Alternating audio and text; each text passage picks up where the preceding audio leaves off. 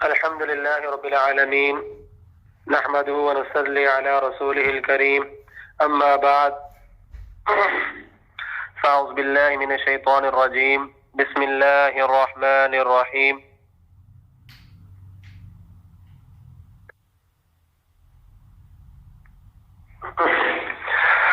يا أيها الذين آمنوا إن جاءكم فاسق بنبأ فتبينوا أن تصيبوا قوما بجهالة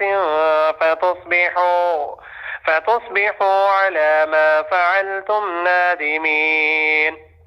صدق اللہ العظیم۔ عزیز طلباء کرام، جیسا کہ ہم نے Hey there. Subscribe to my سورت channel کے شروع کے اندر یہ and پڑھا also تھا، press this bell icon. سورۃ حجرات اس کی 18 آیات اور 5 پیراگراف ہیں، یعنی کہ اس کے اندر 5 طرح کے عنوانات ہیں، 5 طرح کے ٹاپک ہیں، 5 طرح کے ٹائٹل ہیں، 5 طرح کے موضوعات ہیں۔ ان میں سے پہلا موضوع ہم نے پڑھا تھا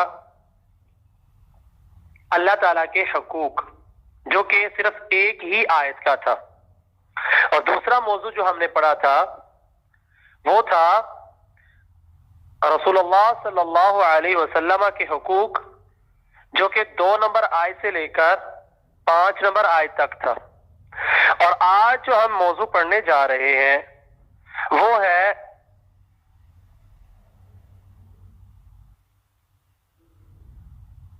چھ نمبر آیت سے لے کر 13 نمبر آیت تک، کہ مسلمانوں کے باہمی حقوق کے احترام کے لیے تدابیر۔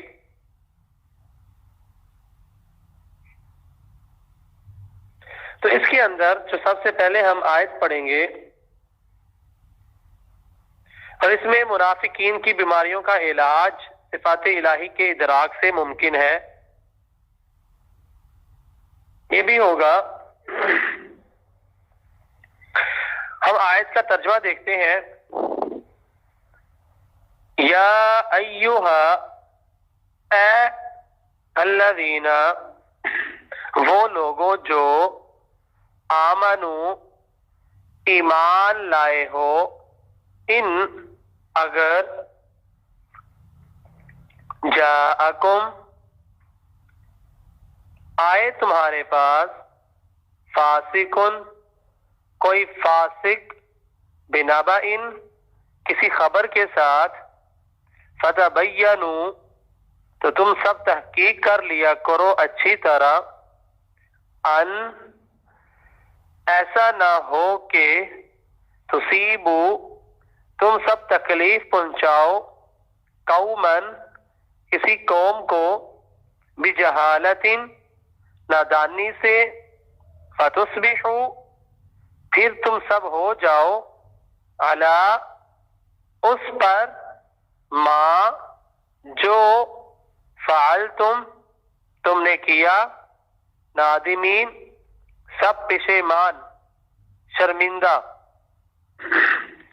یہ تھا لفظی ترجمہ۔ اب اس کی تشریح کی طرف آتے ہیں۔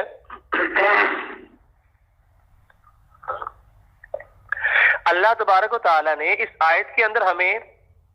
معاشرے کے اندر زندگی گزارنے کا ایک نیا اصول بیان کیا ہے، وہ یہ کہ جب ہمارے پاس کوئی خبر لے کر آئے، ہمیں پہلے اس آدمی کی جانچ پڑتال کر لینی چاہیے کہ وہ آدمی کیسا ہے، آیا کہ جو وہ خبر لے کر آیا ہے وہ سچی ہے کہ جھوٹی۔ ایسا نہ ہو کہ ہم انجانے میں اس کی بات مان لیں Hey there. اور Subscribe to my channel جو بات and وہ also کہہ press رہا this ہے bell icon. اس پہ عمل کرتے ہوئے کسی دوسرے کے خلاف ایکشن لیں اور ہم اس پہ زیادتی کریں، اور جس پر ہم زیادتی کریں اور وہ سراسر جو ہے وہ اس بات سے لا علم ہو، اس نے وہ کام کیا ہی نہ ہو، تو ایسے میں ہم سے خطا سرزد ہو جائے گی، گناہ سرزد ہو جائے گا۔ اللہ تبارک و تعالیٰ نے حکم دیا ہے کہ بد کردار شخص کی خبر کی تحقیق کر لی جائے اور احتیاط سے کام لیا جائے اور اس کی بات کے مطابق فیصلہ نہ کیا جائے۔ ہو سکتا ہے کہ وہ حقیقت میں جھوٹا یا خطا کار ہو اور اس کی بات کے مطابق فیصلہ کرنے والا اس کے نقش قدم پر چلے۔ تو اللہ تبارک و تعالیٰ نے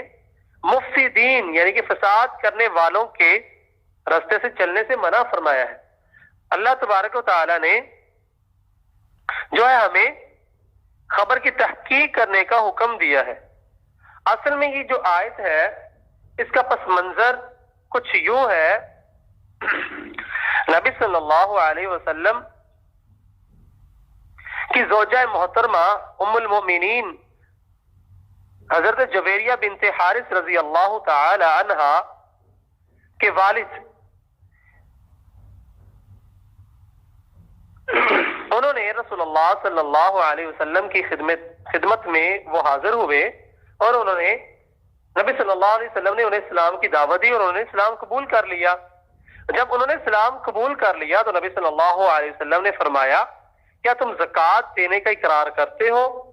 تو اس نے کہا جی ہاں میں زکوٰۃ دینے کا بھی اقرار کرتا ہوں، کیونکہ ہم سب کو پتہ ہونا چاہیے کہ اسلام کی بنیاد 5 چیزوں پر ہے۔ بنی الاسلام و خمس شہادہ اللہ الہ الا اللہ، سب سے پہلے گواہی دینا کہ اللہ کے علاوہ کوئی معبود برحق نہیں، واشہد ان محمد عبدہ ورسولہ، اور محمد صلی اللہ علیہ وسلم اللہ کے بندے اور اس کے رسول ہے، وإقام الصلاۃ، نمبر 2 نماز قائم کرنا، Subscribe to my channel وإیتاء الزکاۃ، and also press زکوٰۃ this ادا bell کرنا، icon. نمبر 4 وصوم رمضان، رمضان کے روزے رکھنا، نمبر 5 ہے وحج البیت من استطاع الیہ سبیلا، اور اگر ہمارے پاس استطاعت ہے تو ہم اللہ کی راہ میں اللہ کے گھر بیت اللہ کا حج کریں۔ یہ اسلام کی بنیاد ہے۔ جب ہم اسلام قبول کرتے ہیں تو ہم ان 5 چیزوں پر ایمان لے کر آتے ہیں۔ تو نبی صلی اللہ علیہ وسلم نے ان سے یعنی کہ حضرت حارث رضی اللہ تعالی عنہ سے ان چیزوں کا اقرار کروایا۔ اب ہوا یوں کہ انہوں نے کہا اللہ کے رسول میں جو ہے اپنے قبیلے کی طرف واپس لوٹتا ہوں اور میں اپنے قبیلے والوں کو بھی دعوت دیتا ہوں، اسلام کی دعوت دیتا ہوں اور انہیں بھی زکوٰۃ کا حکم دیتا ہوں، کیونکہ آپ کو پتہ ہونا چاہیے کہ جو بھی کوئی بھی معاشرہ وہ زکوٰۃ کے بغیر نہیں چلتا، حکومت کے معاملات زکوٰۃ کے بغیر نہیں چلتے۔ وہ علیحدہ بات ہے کہ آج پاکستان جو کہ اسلامی ملک ہونے کے باوجود جو لا الہ الا اللہ کے نام پہ ہم نے حاصل کیا خطہ ارض، کرۂ ارض، زمین کا ٹکڑا جو ہم نے لا الہ الا اللہ کے نام پہ حاصل کیا، اس کے اندر ٹیکس جیسی بیماری جو ہے ہم پہ مسلط کر دی گئی ہے۔ اور ٹیکس جو ہوتا ہے تو ہم کہہ رہے تھے جو ہم نے خطہ ارض، کرۂ ارض، زمین کا ٹکڑا جو حاصل کیا ہے لا الہ الا اللہ کے نام پہ، اس میں اسلام کی جو ہے دفعات، اسلام کا امپلیمنٹ، اسلام کو نافذ کہیں بھی ہمیں نظر نہیں آتا۔ تو ہم پہ ٹیکس جیسی بیماری تھوپ دی گئی ہے جس میں امیر اور غریب برابر ہیں، امیر بھی ٹیکس دیتا ہے، غریب بھی دیتا ہے، حالانکہ امیر تو ٹیکس دیتے ہی نہیں ہے اور غریب ہی بیچارہ پستا رہتا ہے۔ حالانکہ زکوٰۃ میں ایسا نہیں ہوتا، زکوٰۃ میں صرف امیر جو زکوٰۃ جس کے پاس اتنا مال ہو کہ زکوٰۃ کو پہنچتا ہو وہی زکوٰۃ دیتا ہے۔ اسلام نے زکوٰۃ کا نصاب مقرر کیا کہ غریب اس کے اندر جس کے پاس بیچارے کے پاس 2 وقت کی روٹی کھانے کے لیے مال نہیں ہے، اسلام نے اس سے زکوٰۃ نافذ نہیں کی، جبکہ ٹیکس کے اندر چاہے وہ کھانا کھائے نہ کھائے اس کو ٹیکس پے کرنا ہی ہوگا۔ تو خیر ہم اس کے شان نزول کی طرف آتے ہیں جو ہم بیان کر رہے تھے۔ تو حضرت حافظ رضی اللہ تعالی عنہ جو تھے انہوں نے نبی صلی اللہ علیہ وسلم سے اجازت طلب کی، اپنے قبیلے واپس گئے اور کہا کہ فلاں وقت تک آپ اپنا ایک قاصد بھیج دیجئے گا میری طرف، تو جو میں نے زکوٰۃ اکٹھی کی ہوگی میں آپ صلی اللہ علیہ وسلم کی خدمت میں پیش کر دوں گا۔ گویا کہ وہ اپنے قبیلے والوں کی طرف چلے گئے، انہیں اسلام کی دعوت دی، زکوٰۃ بھی اکٹھی کی۔ تو دوسری طرف رسول اللہ صلی اللہ علیہ وسلم نے ولید بن عقبہ کو حضرت حارث رضی اللہ تعالی عنہ کی طرف جمع کردہ زکوٰۃ کو وصول کرنے کے لیے روانہ کیا۔ جب انہیں بیچا تو حضرت ولید رضی اللہ تعالی عنہ سے انہیں رستے سے ڈر محسوس ہونا شروع ہو گیا، کیونکہ ان کا کچھ ان کے قبیلے سے تعلق تھا۔ یہ جو ہے کوئی ان کا معاملہ تھا جس وجہ سے یہ ڈر رہے تھے ان کے قبیلے سے، تو انہوں نے راستے سے ہی ان کے پاس گئے ہی نہیں، واپس آ کر راستے سے ہی واپس آ گئے اور رسول اللہ صلی اللہ علیہ وسلم کو کہنے لگے کہ حضرت حارث رضی اللہ تعالی عنہ نے مجھے زکوٰۃ دینے سے انکار کر دیا، حالانکہ یہ ان کے پاس گئے ہی نہیں، اور کہا کہ مجھے قتل کرنے کا انہوں نے ارادہ کیا۔ تو رسول اللہ صلی اللہ علیہ وسلم اس پر ناراض ہوئے،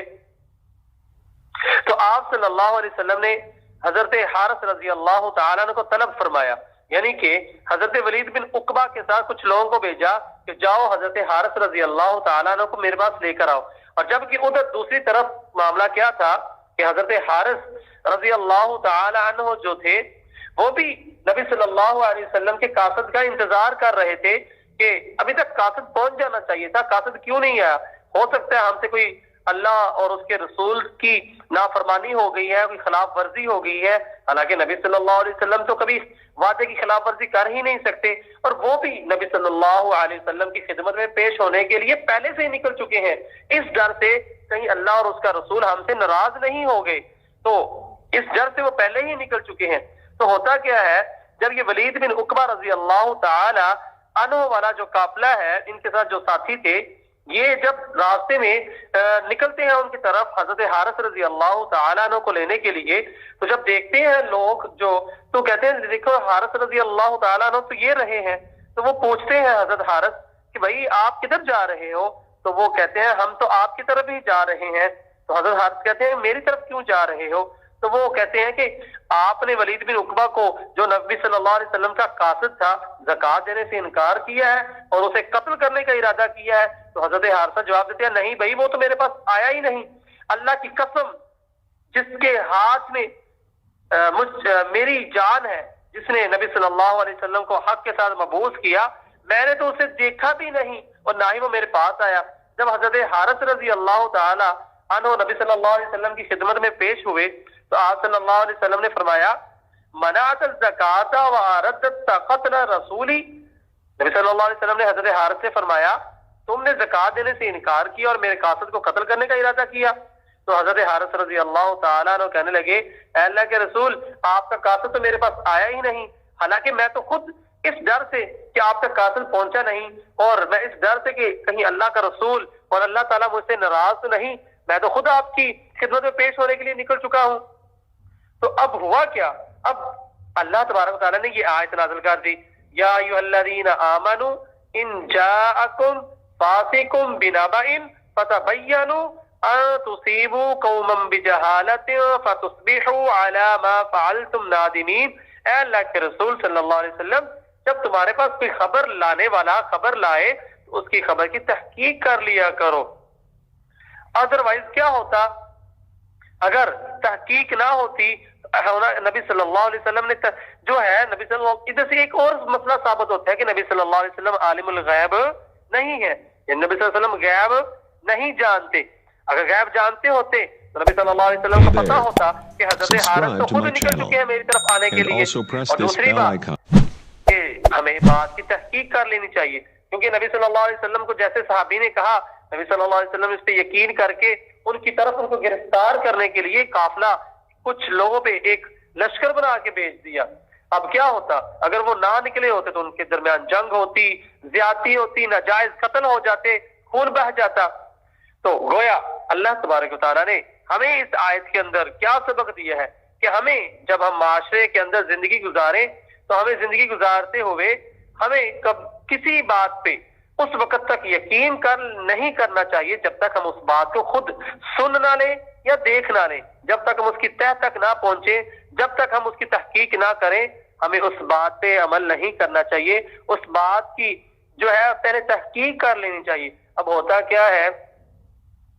فساد پھیلانے والے کیا کرتے ہیں، دو دوستوں کے درمیان لڑائی کروانے والے، دو دوستوں کے درمیان جھگڑا فساد، یا دو ملکوں کے درمیان، دو شہروں کے درمیان، دو فیملیوں کے درمیان، تو وہ ادھر کی بات اٹھا کے ادھر کرتے ہیں کہ بھائی آپ کے بارے میں فلاں شخص نے یہ کہا، اور ادھر کی بات اٹھا کے یہ کہتے ہیں کہ بھائی وہ تو آپ کے بارے میں یہ کہتا ہے، آپ کہتے ہیں میں نے اس سے صلح کرنی ہے۔ تو ہوتا کیا ہے، دونوں طرف سے وہ تحقیق کرتے نہیں ہیں اور دونوں طرف خود ہی وہ گتھم گتھا ہو جاتے ہیں، ایک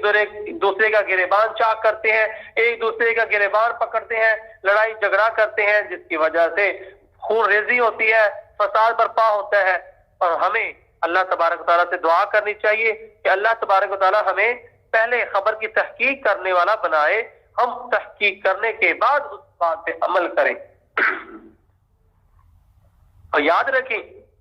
یہی کچھ آج کل چل رہا ہے۔ اگر دو سہیلیاں ہیں، خاص طور پہ یہ بیماری عورتوں کے اندر خاص طور پہ جو ہے یہ پائی جاتی ہے، کیونکہ وہ کہیں بھی بیٹھیں گی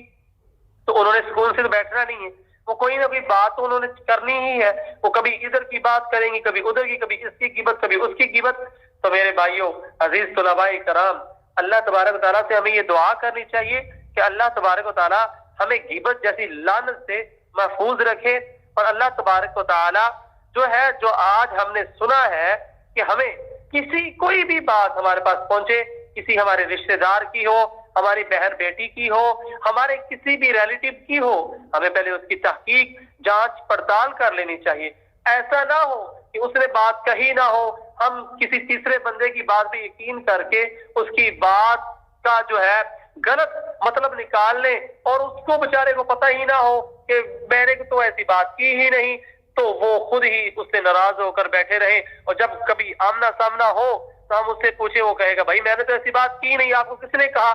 آپ اس بندے کو لائیں، اور جب ہم اس بندے کو لائیں گے پھر کیا ہوگا؟ آپس میں جھگڑا، ہمارا تیسرے بندے سے ہماری لڑائی ہوگی، اور یہ لڑائی پھر بڑھتی نسل در نسل، بعض دفعہ تو ایسے ہوتا ہے خون کے پیاسے بن جاتے ہیں ہم، اور یہ خون جو ہے وہ نسل در نسل چلتا چلا جاتا ہے، اور اسی وجہ سے یہ ہماری لڑائی جھگڑے جو ہے وہ نسل در نسل چلتے چلے جاتے ہیں۔ تو اللہ تبارک و تعالیٰ سے دعا ہے کہ جو ہم نے آج یہ سبق پڑھا ہے، آج ہم نے جو اصول حاصل کیا ہے، اللہ تبارک و تعالیٰ سب سے پہلے مجھے اور اس کے بعد آپ تمام طلباء کرام کو اور امت محمدیہ کو اس پر عمل کرنے کی توفیق عطا فرمائے۔ اور اب ہم کلاس کے دوسرے حصے کی طرف آتے ہیں، جس کا تعلق تجوید کے ساتھ ہے۔ تو ہم تجوید کا سبق پڑھتے ہیں پہلے، اس کے بعد پھر کلاس کو اینڈ کریں گے۔ تو تجوید کا سبق کل ہم نے پڑھا تھا حلق، یعنی کہ ہم مخرج نمبر 2 پڑھ رہے تھے، جس کے اندر حلق کی بحث تھی۔ حلق ہم نے پڑھا تھا اقصی حلق، جس کا مطلب جو ہے وہ حلق کا حصہ جو کہ سینے کے ساتھ سینے کی طرف ہو، جس سے 2 حروف ادا ہوتے ہیں، حمزہ، ہا۔ اور آج ہم مخرج نمبر 3 پڑھیں گے، جس کا عنوان ہے وسط حلق، یعنی کہ برس درمیان کو کہتے ہیں، حلق کا درمیانی حصہ۔ اس سے جو ہے 2 حروف ادا ہوتے ہیں، یعنی کہ حلق کا وہ حصہ جو درمیان میں ہو، اس سے بھی 2 حروف ادا ہوتے ہیں، عین اور حا، عین اور حا۔ یہ آپ کے سامنے تصویر بھی ہے، جس کو میں زوم کر دیتا ہوں۔ یہ وسط حلق اس نے بنایا ہوا ہے اور ایرر کا نشان دیا ہوا ہے، اور جو ہے آپ کو نظر آ رہا ہوگا۔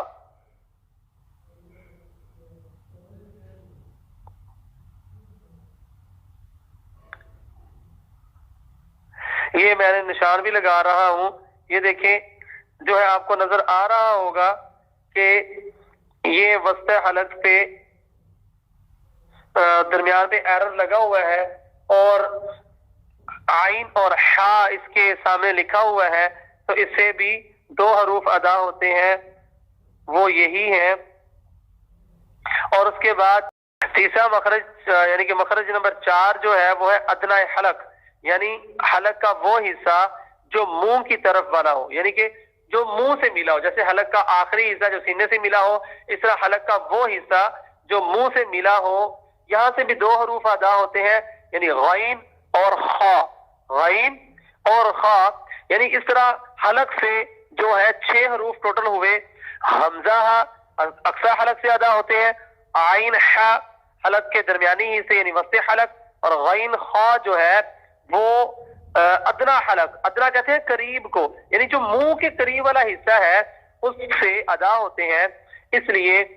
ہم کہہ سکتے ہیں ان 6 حروف کے مجموعے کو حروف حلقی، کیونکہ یہ حلق سے ہی ادا ہوتے ہیں۔ حروف حلقی بھی کہہ سکتے ہیں، کیونکہ ہم نے کل پڑھا تھا ہونٹوں سے لے کر گلے تک ٹوٹل 17 مخارج ہیں جو ادا ہوتے ہیں۔